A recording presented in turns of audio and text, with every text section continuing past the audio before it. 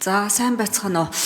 Энэ уул уурхайн бүтээгдэхүүний биржийн тухай хуульд нэмэлт өөрчлөлт оруулах тухай хуулийн төслийн үзэл баримтлаас нь үзэхэд хуульд нэмэлт өөрчлөлт оруулах нэг практик хэрэгцээ нь уул уурхайн бүтээгдэхүүн нүүрсний үн буурсан, үүнийг дагаад биржийн арилцаа огцон буурсан гэжжээ. Тэгэд энэ дээр ингээд засгийн газар ер нь уул уурхайн бүтээгдэхүүн нүүрсний үн буурах эрсдэл байгаа талаар 2025 оны төсвийг хилцэж байхад энэ төслийг батлуулахдаа урьдчилан тооцоолсон үүсэх үр дагаврыг хэрхэн шийдвэрлэх үү, хүндрэлийг яаж даван туулах уу гэж төлөвлөсөн зүйлүүд байна уу?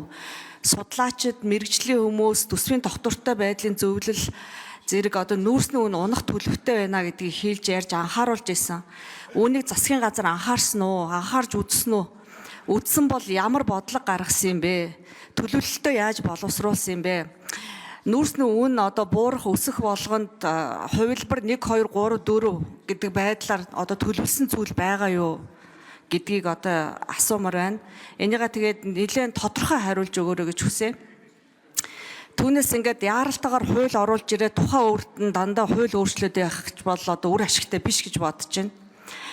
За хоёрдугаарт энэ уул уурхайн бүтээгдэхүүний биржийн тухайн хуулийн 10 дугаар зүйлийн 3-т төрийн өмчит болон төрийн өмчийн оролцоотой хуулийн этгээд нь нийгэм эдийн засгийн ач холбогдол бүхий томоохон төсөл бүтээн байгуулалтуудын ажлыг хэрэгжүүлэх зорилгоор харилцан ашигтай, тогтвортой, урт хугацаанд бүтээгдэхүүн солилцох гэрээг засгийн газар өргөн мэдүүлснээр улсын хурал шийдвэрлэж болно гэд бичсэн байна.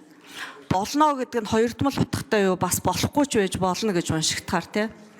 Тэгэхээр ингэж өөрчлөн найруулсан гол үндэслэл нь юу юм бэ? Хэрэгцээ шаардлага нь юу байсан бэ? Энэ өөрчлөн найруулсны бодит үр нөлөө нь яаж гарна гэж тооцож байгаа юм. Хуулийн төслийн үзэл баримтал танилцуулгаас үзэхэд энэ дээр тодорхой туссан юм байхгүй байна.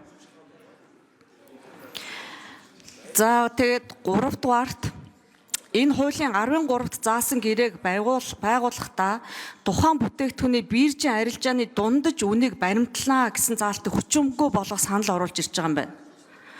Гэтэл энэ хэсгийг 23 оны 11-р сарын 10-ны өдрийн хуулиар нэмсэн. Тэгэхээр энэ нэмэлтээр оруулж ирсэн хуулийнхаа заалтын үр дүнг бүрэн үзэж чадахгүй, бүрэн хэрэгжүүлж чадахгүй болж байгаа биш үү? Энэ заалт хүчингүй болсноор нийгэм эдийн засаг цаашдаа ямар сөрөг үр дагавар гарах юм? Энэ талаар судалж үзсэн, наривчилсан тооцоо байна уу гэдэг ийм 3 асуултыг асуув. За Цэвэг доржийн Товон сайд хариулт өгье. За гаммаа гишүүн асуултанд хариулъя.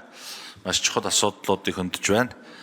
За засгийн газар энэ асуудлуудыг бол улсын төсөв батлагдах үеэр сүүлийн аргачлал байдаг сангийн амны нүүрсний үнийг сүүлийн 10 жилийн дундчийг аваад нэлээд багасгасан байдлаар ганцхан нүүрсч биш бусад орлого оруулж ирдэг металлууд нүүрс зэргийн үнийг бол нэлээд багасгасан байдлаар тооцож оруулж ирдэг. Нүүрсийг бол тухайн үед нүүрсний дундаж ханш $125 байсан. Тэгэхэд $105 тооцож оруулж ирсэн. Энийг бол $20 маржтайгаар оруулсан боловч өнөөдөр бид нар тэр энэ ганцхан Монголд биш дэлхийд даяараа энэ худалдааны дайн ширүүсээд геополитикийн асуудлууд хүндрээд Трамп тарифын нөлөөлөл маш хурдтай. Өнөөдөр бид нар юмаа яриа сууж байхад маргааш юу болохыг тооцоолох боломжгүй юм тогтворгүй нөхцөл байдал үүсчээд байна л да. Тэгэхээр энэ дээр бол бид нар бас урьдчилж тооцсон боловч харамсалтай нь өнөөдөр нүүрсний үн экспортын гол орлого маань ингээд багассан учраас энэ асуудлыг зохицуулах үүднээс л энэ хуулийг оруулж ирж байгаа. Амьдрал баян учраас бас шинэ нөхцөл байдлууд үүсээд байна. Тэгэхээр мэдээж энэ дээр бол бодлого байлгүй яг бас нүүрсний үн унсан тохиолдолд ямар менежмент хийх үү гэд. Энэ дээр бид нар бомбын нэвтрүүлэх чадварыг сайжруулах, за дээрэс нь нүүрсний тээвэрлэлтийн өртгийг бууруулах, дээрэс нь энэ замд нүүрсний тоон тутамд гараад байгаа зардлуудыг аль болох хамгийн бага руу оруулах гэх мэт ийм бодлогуудыг гаргасан. Энэ бодлогоо бид нар экспортыг дэмжих ажлын хэсэг дээр яриад энэ асуудлуудаа шийдэж явж байгаа гэдгийг хэлье. За бүтээгдэхүүн солилцооны тухай 13-ыг ярьж байна. Энэ дээр бид нар бол үндсэл хэрэгцээ бол зөндөө байгаа. бүх гишүүд рүү хүмүүс сургууль барьмаар байна, цэцэрлэг барьмаар байна, эмнэлэгтэй болмоор байна, замтай болмоор байна, 14 мега төслийг хэрэгжүүлмээр байна гэдээ ярьж байгаа. Тэгэхээр энэ ярьж байгаа зүйлүүдийг бид нар төсвийн хуулиараа хэрэгжүүлээд явах ямар ч боломжгүй болсон. Төсвийн хуулийг бид нар алдагдaltaгүй баталсан. За хоёрдугаарт бид нар валютын нөөцтэй холбоотой энэ бүтээн байгуулалтыг хийхэд маш их хэмжээний импортоор бараа авчирж ээж, валют зарж ээж хийх юм нөхцөл үүсчээд байгаамаа. Тэгэхээр бид нар бол өөрт байгаа зүйлээрээ тийм ээ. Бид нар ард иргэд хүртэл нөгөө юм зарахтаа нэлээх ашигладаг болсон мэлээ шүү дээ. Баартар сонирхон энэ төр гэд.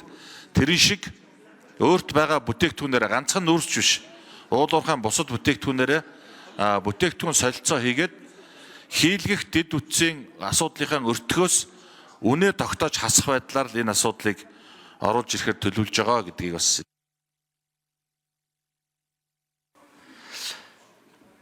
За гүйцэж хариулъя Таван сайд. За тэгэхээр энэ сая бид нар нөгөө бүсчилсэн хөгжлийн бодлогын хүрээнд Аранга аймаг дээр Аранга, Үрханга, Баян-Хонгор гээд 3 аймаг оролцсон бүсийн чуулган анх дахь чуулганыг хийгээд бүсийн зөвлөл баталсан. Энэ дээр 3 аймаг нийтдээ 100 гаруй сумдын засаг дарга хурлын дарга нар оролцоод маш олон хүн бараг 40 гаруй 50 хүн үг хэлсэн. Бүх хүний үгэнд нэг ч хүний үгэнд орхигдоогүй гаргасан нэг хүсэлт бол манай сум дээр ийм хийж өгөөч, манай сумаас хил хүртлэх тэр замыг тавьж өгөөч, ийм үйлдвэртэй болгож өгөөч гэдэг ийм саналуудыг хэлж илээ. Тэгэхээр энийг бид нар гүйцэлдүүлэх арга хэрэгсэл нь энийг гэж засгийн газар үзээд хуулийн дээр ийм байдлаар оруулж ирсэн гэдгийг бас хэлье. Баярлалаа. За Ганамаа гишүүний асуултанд нэмж хариулъя. Жавхланбаатар аж үйлдвэр эрдэс баялагын яамны төрийн нарийн бичгийн дарга. За хуулийн төслийг нэгэн яаралтай журмаар өргөн барьсан байж байгаа. Монгол Улсын их хурлын чуулганы уралдааны дэгийн тухай хуулийн 33-ийн 1-ийг үндэслсэн. За нэгэн яаралтай журмаар учраас таны асуусан нөлөөлөх байдлын үнэлгээнүүд хийгдэггүй байгаа. За гэхдээ үзэл баримтлалыг бол аж үйлдвэр эрдэс баялагын сайд, сангийн сайд, хууль зүйн дотоод хэргийн сайд баталж засгийн газрын уралдаанаар хэлэлцүүлэн улсын их хурлд өргөн барьсан.